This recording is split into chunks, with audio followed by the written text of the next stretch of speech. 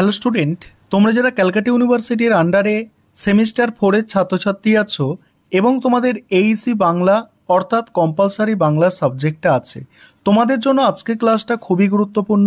আজকের ক্লাসে তোমাদের যেটা আলোচনা করব, তোমাদের নৈবেদ্য কবিতায়, রবীন্দ্রনাথ ঠাকুরের নৈবেদ্য কবিতায় 6টি কবিতা আছে। তার মধ্যে দ্বিতীয় যে কবিতা সেটা হচ্ছে শতাব্দীর সূর্য আজি, এটা 64 নম্বর কবিতা। এই কবিতা থেকে আজকে গুরুত্বপূর্ণ 30টা এমসিকিউ প্রশ্নোত্তর নিয়ে আলোচনা করব। তার আগে তোমরা টেক্সটটা দেখে নাও, অর্থাৎ মূল যে কবিতাটা দেখে নাও। এটা হচ্ছে মূল কবিতা, এখান থেকে শুরু। এই কবিতাটা তোমরা দেখে নাও, যাদের কাছে তোমাদের টেক্সট নেই তোমরা টেক্সটটা দেখে নাও। তারপর বিষয় সংক্ষেপ যেটা আছে অর্থাৎ সারাংশ, সারাংশটাই কি বলা হচ্ছে দেখো। শতাব্দীর সূর্য আজি রক্ত মেঘ, রক্ত মেঘ, রক্ত মেঘ মাঝে হবে। এটা কবিতাটিতে কবি রবীন্দ্রনাথ ঠাকুর একটি ভয়াবহ ও ধ্বংসাত্মক সময়ের চিত্র তুলে ধরেছেন। শতাব্দীর শেষে সূর্য যেমন রক্ত মেঘের মধ্যে অস্ত যাচ্ছে, যা একটি অশুভ সময়ের ইঙ্গিত দেয়। চারদিকে হিংসা হানাহানি চলছে, যেখানে মানুষ অস্ত্রের উন্মত্ততায় মত্ত। তারপর দয়াহীনতা ও অসততা যেন বিষাক্ত সাপের মতো ফোনা তুলেছে এবং সমাজের রন্ধে রন্ধে বিষ ছড়িয়ে দিচ্ছে। স্বার্থপরতা এবং লোভের বশে মানুষ সংঘাতে লিপ্ত হয়েছে, যা প্রলয়কালের ভয়াবহতাকে স্মরণ করিয়ে দেয়। ভদ্রবেশী বর্বররা সমাজের নোংরামি থেকে উঠে এসে লজ্জা শরম ত্যাগ করে জাতিপ্রেমের মিথ্যা আড়ালে অন্যায় অত্যাচার করছে। তারা ধর্মের অপব্যবহার করে নিজেদের ক্ষমতা ও দম্ভ প্রতিষ্ঠা করতে চাইছে। এই পরিস্থিতিতে কবিরা আতঙ্কিত হয়ে নিজেদের কণ্ঠস্বর উচ্চকিত করছে, কিন্তু তাদের সেই আর্তনাদ যেন শ্মশানের কুকুরের কাড়াকাড়ির মতোই শোনাচ্ছে, যেখানে নীতি ও মানবিকতার কোনো স্থান নেই। কবিতাটি একটি অন্ধকারময় সময়ের প্রতিচ্ছবি এবং মানব সমাজের নৈতিক অবক্ষয়কে তুলে ধরে। এবারে এখান থেকে যে প্রশ্নগুলো পরীক্ষায় আসতে পারে দেখে নাও। দেখো, শতাব্দীর সূর্য আজ কোথায় অস্ত গেল? শতাব্দীর সূর্য আজ রক্ত রঙিন মেঘের মাঝে। তারপরের প্রশ্ন কি আছে দেখো, কোন উৎসবে মরণের উন্মাদ রাগিনী বাজে? কোন উৎসবে? দেখো, হিংসার উৎসবে। পরের প্রশ্ন, অস্তে অস্তে বাজে ওঠা, অস্তে অস্তে বেজে ওঠা মরণের রাগিনী কেমন? অ্যান্সার হচ্ছে দেখো, অ্যান্সার এখানে হচ্ছে ক আর খ উভয়, অর্থাৎ ভয়ঙ্করী এবং উন্মাদ।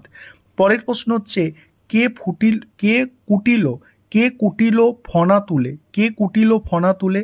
উত্তর হচ্ছে সততা। নেক্সট আছে দেখো, সততার কোন রূপের কথা কবি উল্লেখ করেছেন? সততার কোন রূপের কথা কবি উল্লেখ করেছেন? এখানে অ্যান্সার দেখো, ক আর খ অপশান দুটোই হবে। পরের প্রশ্ন, সততার দন্ত কেমন? সততার দন্ত হচ্ছে এখানে অপশান ক, খ, গ উভয়ই। পরের প্রশ্ন আছে, এই সমাজে সংঘাত বাধার কারণ কি? সংঘাত বাধার কারণ হচ্ছে স্বার্থপরতা। পরের প্রশ্ন উত্তরগুলো নিয়ে আলোচনা করব। তার আগে যে বিষয়টা বলার আছে, তোমাদের জন্য অনলাইন কোচিং ক্লাস চলছে। আমাদের অলরেডি ক্লাস শুরু হয়ে গিয়েছে। তোমরা যারা পেড ব্যাচে অ্যাডমিশন নিতে ইচ্ছুক আছো, নিচে যে নম্বরটা দেখতে পাচ্ছ এই নম্বরে যোগাযোগ করে পেড ব্যাচে অ্যাডমিশন নিতে পারো। দেখো, পরের প্রশ্ন কি আছে দেখো, সকলের মধ্যে লোভ জাগরিত হওয়ার ফল কি? সকলের মধ্যে লোভ জাগরিত হওয়ার ফল হচ্ছে সংগ্রাম ঘটে চলা। প্রলয় মন্থন ক্ষোভের কিসের ধ্বনি উঠেছে? কিসের ধ্বনি উঠেছে? বর্বরতা জেগে উঠেছে। বর্বরতা কোন বেশ ধারণ করেছে? বর্বরতা দেখো ভদ্র বেশ ধারণ করেছে। বর্বরতা কোথা থেকে জেগে উঠেছে? বর্বরতা কোথা থেকে জেগে উঠেছে? দেখো অ্যান্সার কি হচ্ছে দেখো, পঙ্কসজ্জা থেকে। তারপর দেখো, বলের বন্যায় কাকে ভাসমান? বলের বন্যায় কাকে ভাসানোর কথা বলা হয়েছে? কাকে ভাসানোর কথা বলা হয়েছে? সংগ্রামকে ভাসানোর কথা বলা হয়েছে। কিসের নামে ধর্মকে ভাসানোর কথা বলা হয়েছে? জাতি প্রেমের নামে। পরের প্রশ্ন আছে, কারা ভীত জাগ্রত করে চিৎকার করছে? বলছে কারা ভীতি জাগ্রত করে চিৎকার করছে? অ্যান্সার দেখো, কবি ভীতি জাগ্রত করে চিৎকার করছে। কাদের গীতকে কবি কাড়াকাড়ির গীত বলেছেন? কাদের গীতকে? দেখো, শ্মশানের কুকুরের গীতকে। পরের প্রশ্ন হচ্ছে দেখো, ত্যাগী শব্দের গদ্য রূপ কি? ত্যাগ করা। তারপরের প্রশ্ন আছে দেখো, শতাব্দীর সূর্য আজি কবিতাটির শেষ পঙ্ক্তি কি? কবিতাটির শেষ পঙ্ক্তি কি? শ্মশানের কুকুরের কারাকারি গীত। রক্ত রক্তমেঘ রক্তমেঘ রক্তমেঘ মারে বলতে কি বুঝিয়েছেন? কি বুঝিয়েছেন? রক্তবর্ণ মেঘের মধ্যে দিয়ে। পরের প্রশ্ন আছে, হিংসার উৎসব আজি বাজে। এখানে উৎসব শব্দটি কি অর্থে ব্যবহার করা হয়েছে? এখানে উৎসব শব্দটি ব্যাপক এবং তীব্রতা বোঝাতে। কবি কোন দেখো অস্ত্রের কথা বলছে, কবিতায় কোন অস্ত্রের কথা বলা হয়েছে? কবিতায় কোন অস্ত্রের কথা বলা হয়েছে? শারীরিক ও মানসিক উভয় প্রকার অস্ত্র।